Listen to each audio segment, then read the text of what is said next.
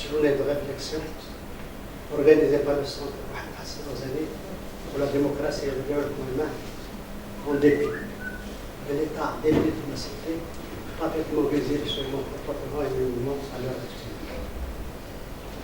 Le titre de ma communication proposé au comité d'organisation comme il figure sur le programme est Mohamed Hassan Rouzani, combat pour une démocratie marocaine authentique. Contraint par l'état de ma santé à cesser toute activité culturelle, je n'ai pu préparer un exposé digne de cette journée de réflexion dédiée à l'un des fondateurs du mouvement nationaliste marocain, précurseur de la démocratie marocaine et son défenseur des plus acharnés, le Zaïm Mohamed Hassan Rouzani. Un autre aspect qui contribua largement à me détourner de mon sujet proposé, les écrits nombreux qui ont abordé de façon claire et consistante les différents combats de Mohamed Hassan Rouzani pour une démocratie marocaine authentique. Je cite tout particulièrement les travaux du forum organisé par la Fondation Mohamed Hassan Rouzani du 9 août 1998 sur le thème de la démocratie au Maghreb, à l'occasion de la 25e commémoration du lycée Mohamed Hassan. Je cite également les travaux d'un autre forum sur les régimes arabes et la démocratie organisé par le Centre national de la culture arabe et politique du 20 au 22 juillet 2005, auquel participe le professeur Ahmed Saïd avec une intervention ayant quelques conceptions de la démocratie dans le patronat au cas du Maroc Hassan Rouzani. Comme je cite également l'ouvrage de Mohamed Chakir, la pensée politique de le Maroc contemporain, et a réservé à Mohamed Hassan Rouzani des pages qui ont traité de la démocratie dans sa pensée.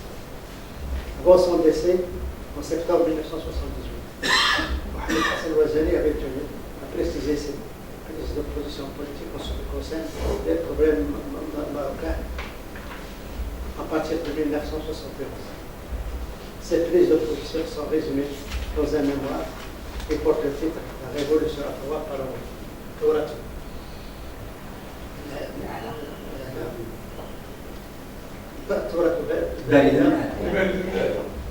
De la lecture de ces différents écrits se sont dégagées de nombreuses réflexions sur la pensée et les combats de ce Zaïm de leur actualité.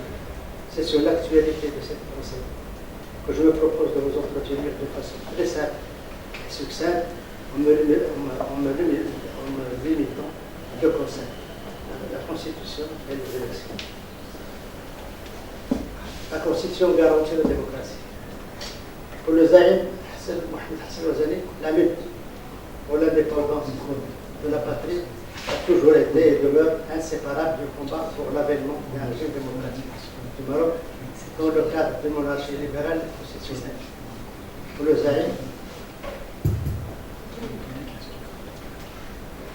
le Zaïm, l'indépendance n'est pas une fin en soi, mais un moyen de libérer le pays en le rendant à nouveau maître de ses destinées, ce qui ne peut se réaliser que par une souveraineté libre et démocratique.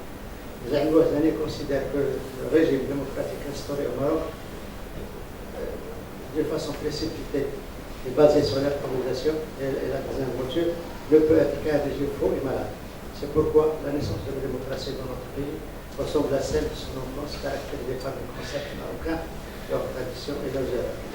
Ainsi, dit-il, nous avons fait de la démocratie une appellation vive que nous avons entretenue, une expérience et une autre pour aboutir à une démocratie dédiée sans contenu. Deuxième point, les élections. La crise dans le combat électoral marocain. Le peuple marocain a suivi avec un vif intérêt et passion le déroulement des dernières élections du 4 septembre 2015. Un grand effort de la société politique et des instances gouvernementales fut déployé pour inciter les citoyens à s'inscrire aux listes électorales et à s'acquitter d'un devoir national. Pour Mohamed Hassan Rouzani, la non-inscription des citoyens sur les listes électorales est une lacune dans le corps électoral marocain. Lacune qui revient, insiste-t-il, au détournement de ces citoyens et même de beaucoup d'autres déjà inscrits des élections telles qu'elles se sont déroulées ou se déroulent habituellement au Maroc. D'autre part, l'inscription dans les listes électorales, dit-il, n'est qu'un moyen et non un but en soi.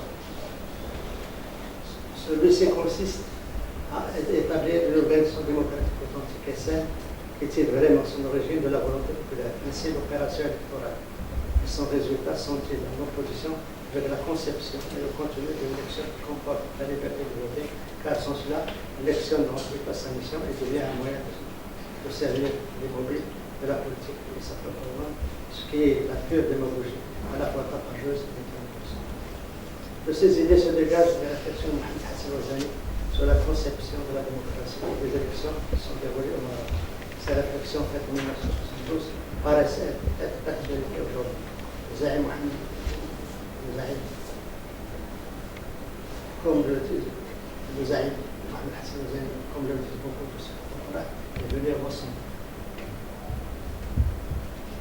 Sur l'ordre, sa pensée et sa réflexion, je me permets de conclure par la citation extraite de la préface du colloque organisé à l'occasion de l'Institut de commerce du lycée de Mohamed. L'originel de la pensée de Mohamed Hassan Ozani a été maintes fois souligné, notamment si on la replace dans son contexte historique, où elle apparaît comme une pensée d'avant-garde en ce qui concerne l'exigence démocratique comme voie de développement politique de la société musulmane.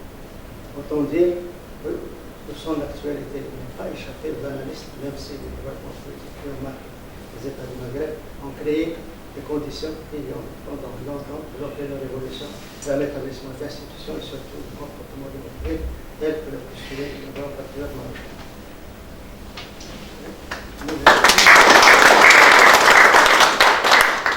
Je suis très fatigué.